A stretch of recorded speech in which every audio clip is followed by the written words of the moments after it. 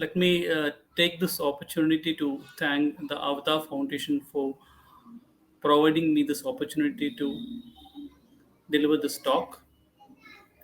For the next few minutes, I'll be sharing our experience in unconventional tunnel catheter placements as a last resort vascular access in chronic kidney disease stage 5 patients on maintenance hemodialysis. As it is well aware, maintaining a functional upper extremity vascular access for a prolonged duration remains a challenging issue for any practicing nephrologist. We do come across a subset of our patients who have difficulty in getting a AV fistula done. There may be failed AV fistula, poor quality veins, and some patients may have failed upper extreme access due to infection or block, and you are left with few options to continue the maintenance hemodialysis. One option is to think of peritoneal dialysis, and the other option is to explore unconventional route of tunnel dialysis catheter placements. However, lack of surgical skills, the fear of complications, lack of familiarity, as well as inadequate information prevent the treating nephrologist from exploring these unconventional routes of catheter placements.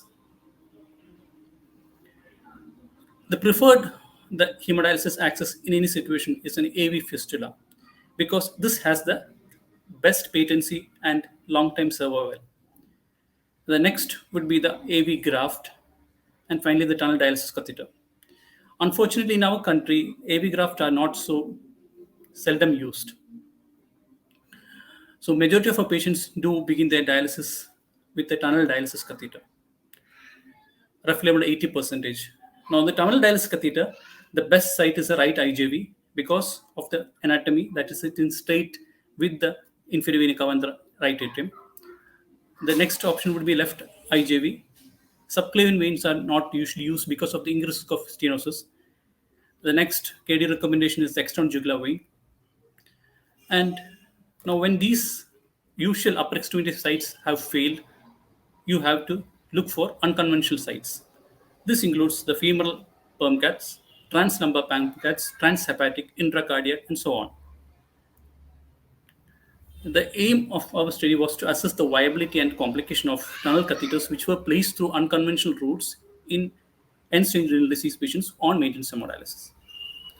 This was a retrospective analysis which was done at our institution at Lakeshore Hospital.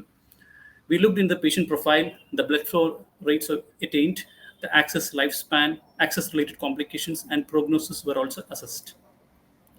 Now, all in all, we had 9 tunnel catheters which were placed through unconventional routes, and the mean age of our study population was around 54 years, and the patients were on dialysis on average of 2 years prior to their placement of these vascular access. Coming to the etiology of kidney disease, majority of patients had diabetes as their etiology, closely followed by chronic glomerulonephritis. There's a case of IgA nephropathy and a case of lupus nephritis. So out of the 9 catheters, 7 was placed through the femoral route. Normally, when you think of the femoral perm cath insertion, the catheter is placed below the inguinal ligament and the exit site is tunneled on the anterior aspect of the thigh. The problem with this is that there is increased risk of infection and mobility remains an issue. The catheter may get bent and there is increased risk of thrombosis also.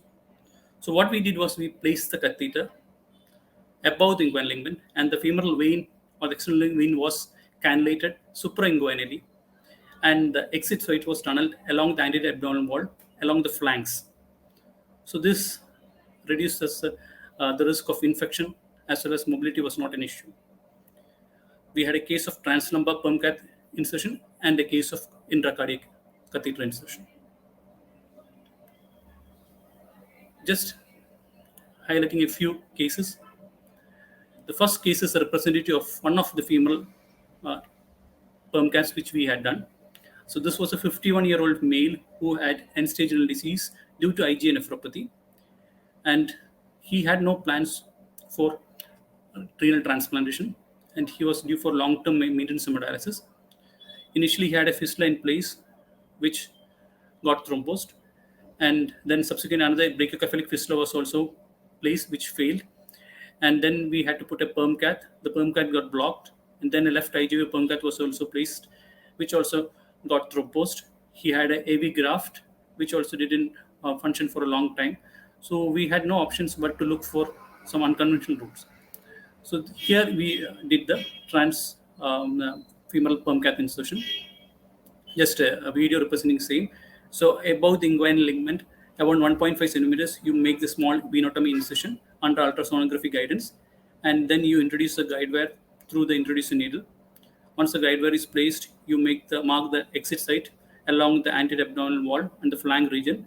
Small incision is made, and then you dilate the incision, and the catheter is attached to the tunnel, and tunnel is passed subcutaneously through the site, and it's brought out of the venotomy site, and then it is the vein is dilated serially, and through the sheath the catheter is placed into the vein, and the final position is then confirmed through the fluoroscopy.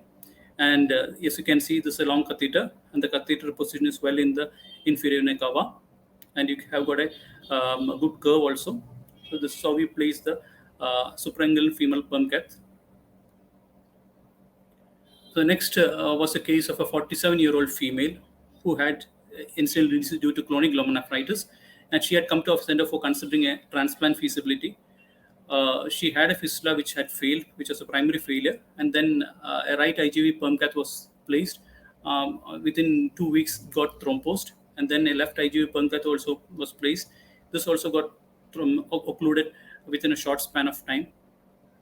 Now we placed a left temporary femoral HT catheter, and she was due for transplant another 2 weeks, but this all got infected, and we had to postpone transplant. Now within 4 weeks, we need another access to continue the dialysis till the transplant happens. So for fistula was never an option, so we thought of exploring the translumbar route.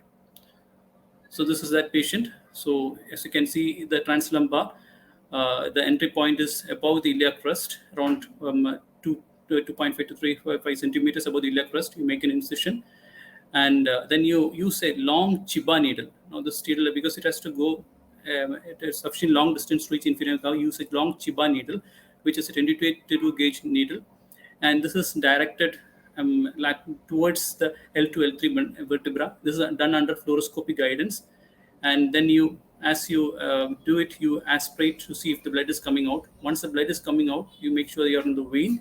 You pass a guide wire through this needle, and the guide wire's position is checked through the fluoroscopy. And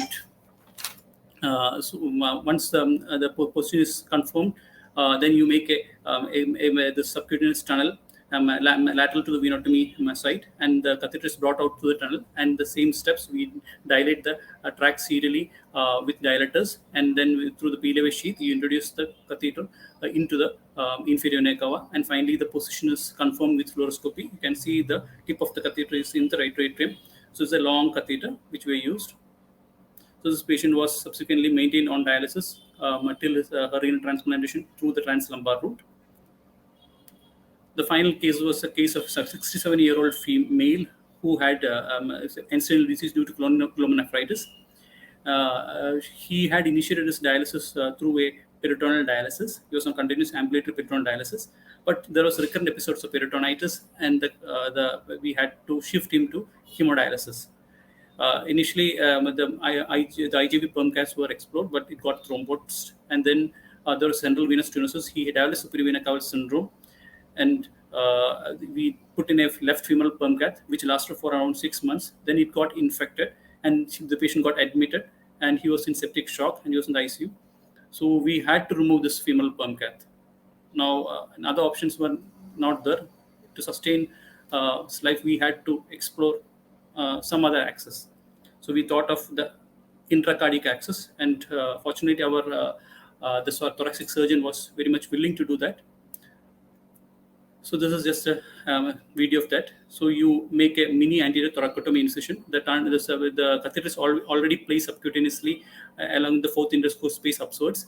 And after making thoracotomy, you open the right atrial appendage, and then the catheter is placed in the right atrial appendage, and then a pasting sutures are placed, and it is closed over the catheter, and then you check the position through the X-ray. You can see the tip of the catheter in the right atrium. So this was the intracardiac tunnel catheter, which was placed in a patient who had no other vascular access.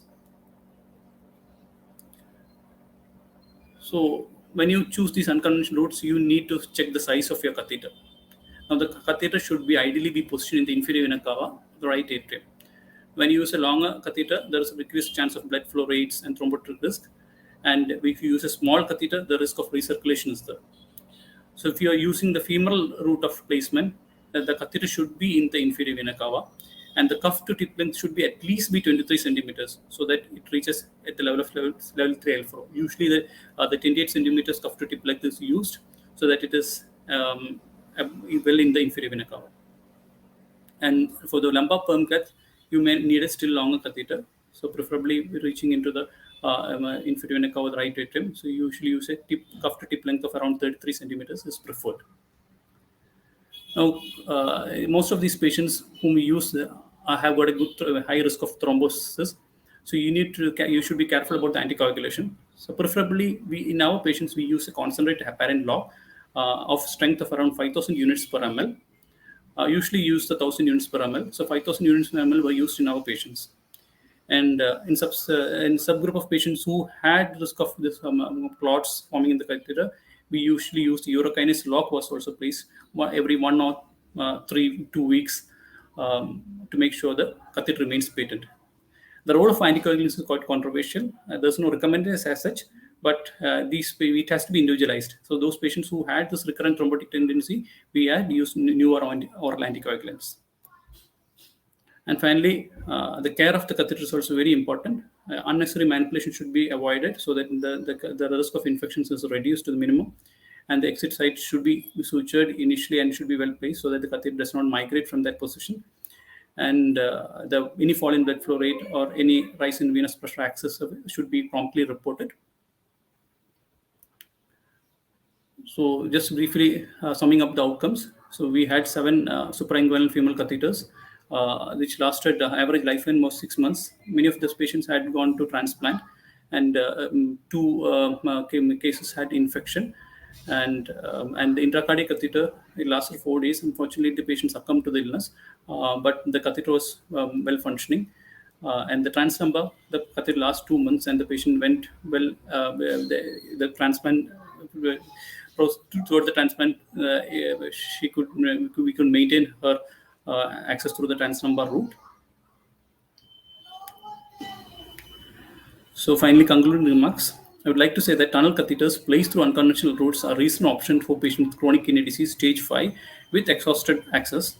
And suprainguinal femoral catheters do have long-term patency with low infection rates and may be an attractive option when compared to the left-sided catheters, sometimes which may get blocked earlier.